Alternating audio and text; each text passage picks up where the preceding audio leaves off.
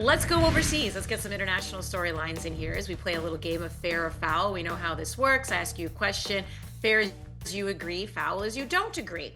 And the big international story, let's start with Alexander Isak. So his future at Newcastle is up in the air. We're hearing about transfer links to Liverpool. Is that going to happen? Is it not going to happen? The player clearly unsettled. All you have to do is go to his Instagram, and he's not shy to voice his discontent right now with his club. So the question is it fair or foul to say Newcastle has to sell Isak? Fair. I think here, not even delving into the details of all of this, of that shock statement by Isak to say that those relationships were broken, that they couldn't be mended or rectified. I think you just look at this, Andy, from a player perspective, and when a player has been so public about being unhappy in a situation for whatever reason, you absolutely have to get rid of said player if there's no way back. So otherwise it might lead to, rot in the dressing room. It's hard to get rid of. It may damage the long-term culture of the club, and it might linger and affect results. So I think it's absolutely fair that they have to sell Isak, because you might argue that he's being a little bit petulant and he didn't need to go public with this. But more and more you're seeing this as a trend, I think, in a world game, whether it's the men's game or the women's game, that their players are leveraging the influence that they have on their own social media with the millions of followers that they have to sway things internally with clubs, to force a club's hand. But I think here, Newcastle has no choice but to get rid of Isak. That's an interesting one. That I feel like that could be a conversation for another day, because before you would just do things behind closed doors. You'd have your agent push. Now, if you take things public, it's the good old airing of your dirty laundry. Yeah. And is that the right way?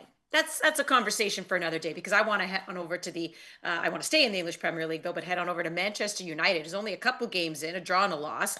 But Ruben Amorim is barely weeks into his Manchester reign, and already fans and media are saying he's the coach under the most pressure in England. Earlier, I talked about Juventus being the storied franchise. My goodness, Yeah. where do we even begin with Manchester United? So they're coming off a 1-1 draw against Fulham after that promising game against Arsenal. But like, fair or foul, is Ruben already on the hot seat in Europe? Here I'll say foul, and stay with me. I will tell you Okay. why. Because I think the standard and the expectations, the belief that storied franchise, once perennial winning franchise, has fallen so far that now he might be granted a little bit more time.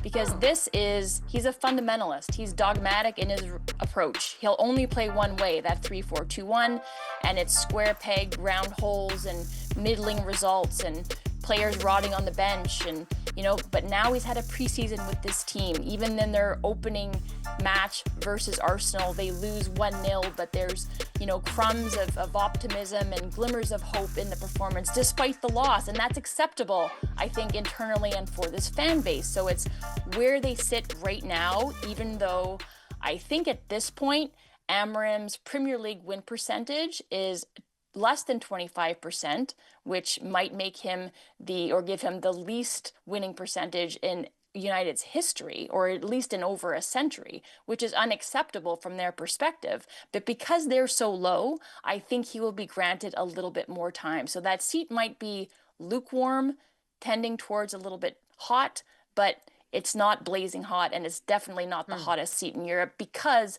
of what's happening with the club. Real Madrid here. Xabi Alonso has been rotating his lineup. So 1 week, Vini Jr. starts, the next is Rodrygo. Transfer rumors are already flying around both of them. So fair or foul, should Real Madrid offload one of them to bring stability and balance to their front line?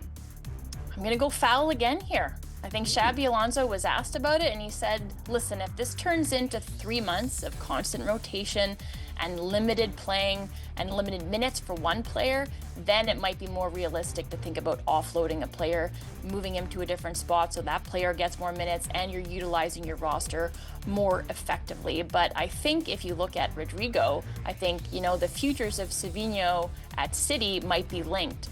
Because Rodrygo would be one of the names on that list to replace him. So if this gets down the line, perhaps that's something that they're looking at. But I think for right now, at least from Alonso's perspective, it's pump the brakes. We're not quite there yet. I think we're quite happy with our roster and the depth that we have at these certain positions.